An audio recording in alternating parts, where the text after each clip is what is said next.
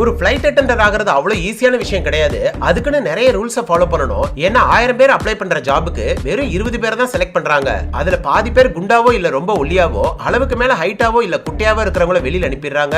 அதுல இருந்து 50 பேரை மட்டும் தான் செலக்ட் பண்றாங்க. அவங்கள தான் அடுத்த ரவுண்டுக்கு அனுப்பி வைக்கிறாங்க.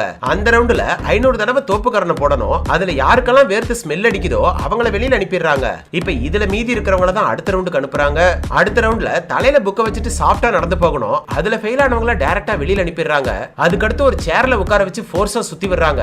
அப்படி சுத்தியுமே அவங்களுக்கு மயக்கமோ வாந்தியோ வரக்கூடாது. அதுல ஒரு பொண்ணு மட்டும் அவங்க முன்னாடி பாஸ் பண்ணிட்டு பின்னாடி பக்கம் போய் வாந்தி எடுத்துறா. இதே மாதிரி டைமிங்க்கு வரணும், பேசஞ்சர் கிட்ட எப்படி நடந்துக்கணும், பிளைட்ல இருக்கிற அத்தனை பேசஞ்சரும் ஒரே டைம்ல சாப்பாடு கேட்டாலும் கொஞ்சம் கூட டென்ஷன் ஆகாம எப்படி சிரிச்ச முகத்தோட சாப்பாடு கொடுக்கணும், ஹை ஹீல்ஸ் போட்டுட்டு நடக்கிறதுல இருந்து உட்கார ஸ்டைல் வரைக்கும் எல்லாத்துக்குமே ட்ரைனிங் கொடுக்குறாங்க. அது எல்லாத்துலயும் பாஸ் ஆகிறவங்கள தான் 100 நாள் ட்ரையல் பீரியடுக்கு அனுப்புறாங்க.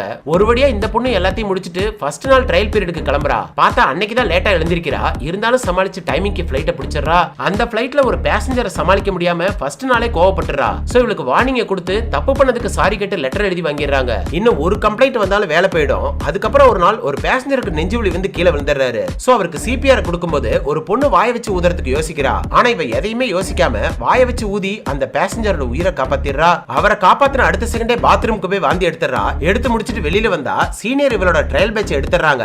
அதை பார்த்ததுமே பயந்து போயிடுறா. ஆனா இவள ட்ரையல் பீரியட்ல இருந்து டைரக்டாவே பெர்மனன்ட் எம்ப்ளாயே செலக்ட் பண்ணிடுறாங்க.